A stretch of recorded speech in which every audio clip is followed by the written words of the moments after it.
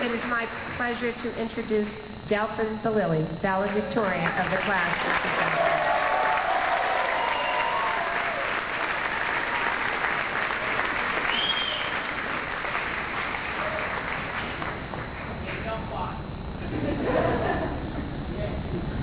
Thank you, Rob. Good morning, Father John Gordon, Sister Sheila Conley, Mrs. Jean Klein, administration, faculty, staff, parents, friends, and the graduating class of 2008.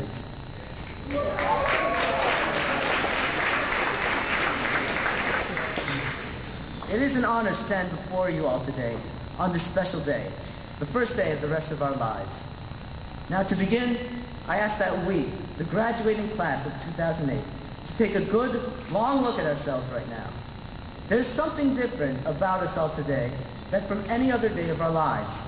It could very well be these long robes that we wear that certainly do not make this oppressive heat any more bearable. But take a deeper look. These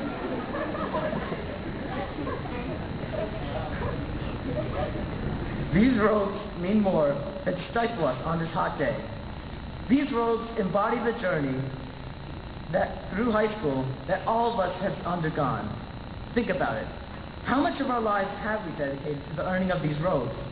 When we walked through the doors of this very school for the very first time, when we met in this very gym for the very first time, could we have imagined that this day would come so soon? No, I'm very sure that we were all in awe of the journey that stood before us that day. I think we can all agree. It was quite a journey. All the classes, homework, teachers, disagreements among friends we endured this whole time.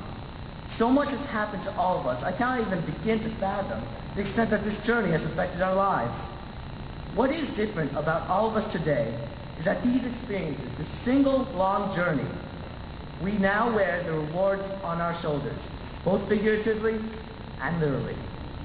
To help me make more sense of this, I turn to the words of one of the most brilliant and influential minds of our time, Dr. Seuss. He says, "You have brains in your head, you have feet in your shoes. You can steer yourself in any direction you choose.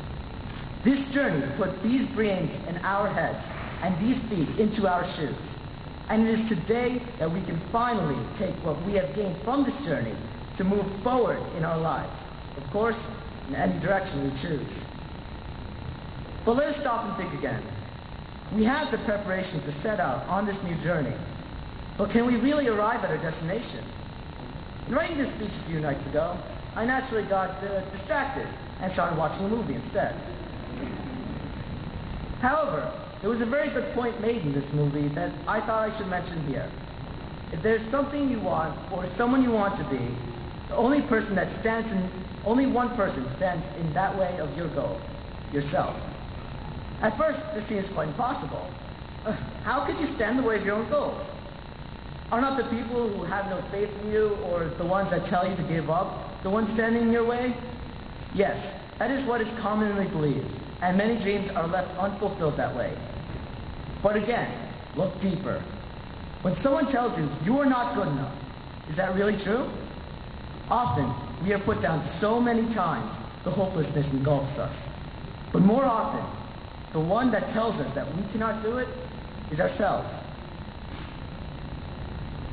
I know from personal experience what it feels like to be overwhelmed by self-doubt, consumed by that feeling that you just cannot do anything right. Some of you may even have seen me affected by this.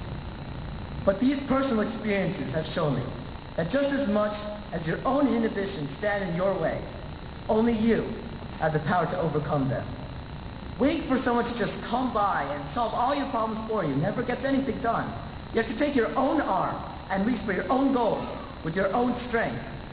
Even when you think you're at your limit, that you have reached as far as you possibly can, you will always find that you're capable of reaching just a little bit further.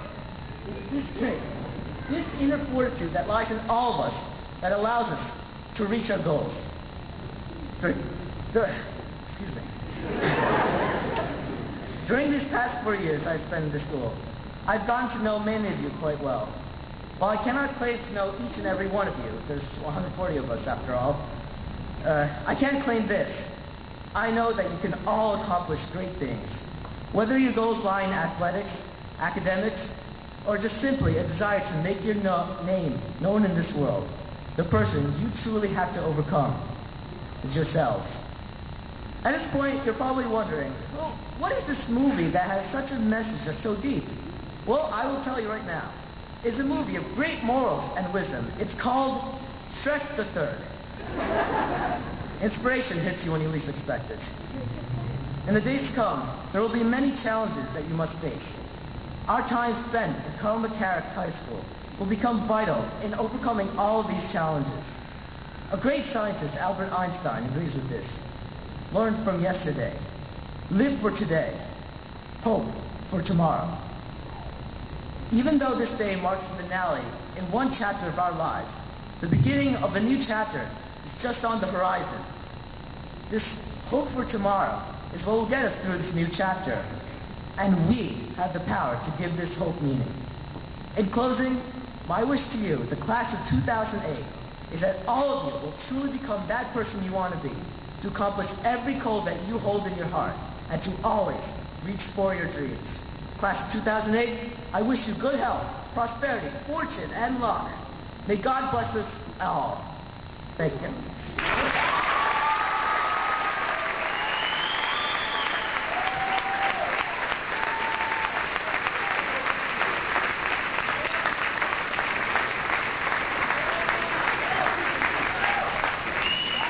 Thank you, Delfin.